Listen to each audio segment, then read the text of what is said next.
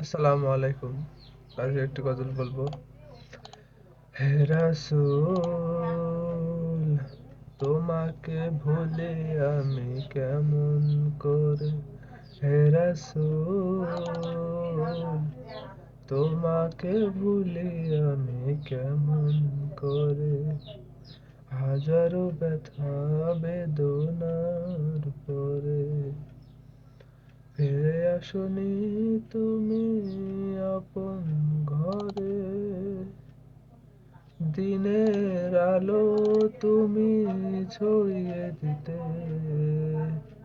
চলে গেলে মদিনায় মক্কা ছেড়ে।